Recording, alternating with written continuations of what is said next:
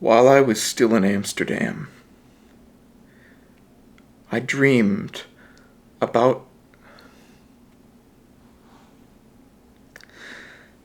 my mother for the first time in years.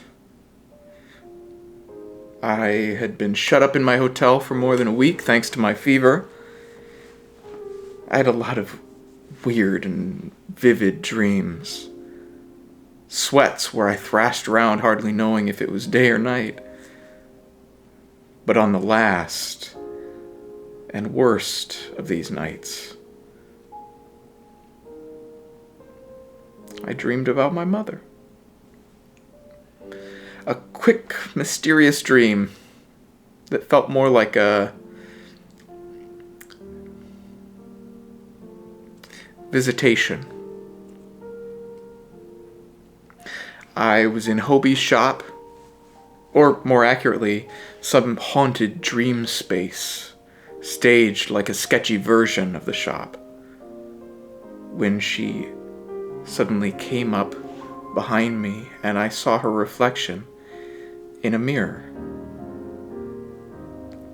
At the sight of her, I was paralyzed with happiness. It was her, down to the last minute detail, the very pattern of her freckles. She was smiling at me, more beautiful, and yet not older. Red hair, and a funny upward smirk of her mouth. Not a dream, but a presence that filled the whole room, a force all her own. A living otherness. And as much as I wanted to, I knew I couldn't turn around. That to look at her directly was to violate the laws of her world and mine. She had come to me the only way she could, and our eyes met in the glass for a long, still moment. And just as she seemed about to speak with what seemed a combination of amusement, affection, exasperation, a vapor rolled between us. And I woke up.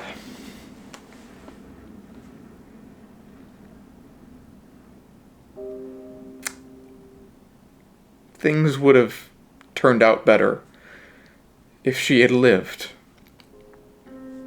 As it was, she died when I was a kid, and though everything that's happened to me since is thoroughly my own fault, still, when I lost her, I lost sight of any landmark that might have led me someplace happier, to some more populated or congenial life.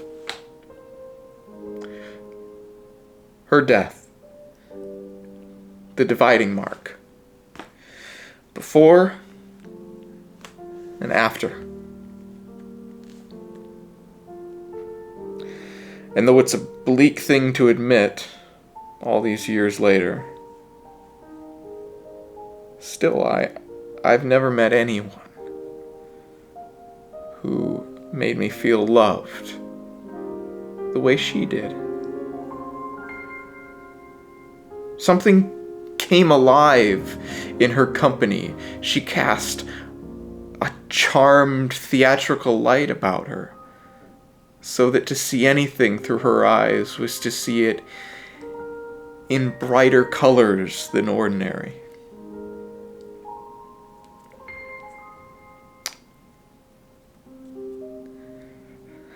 Her death was my fault.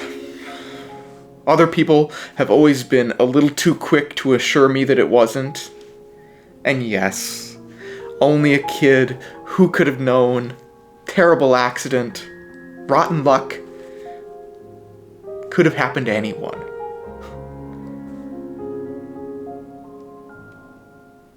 It's all perfectly true.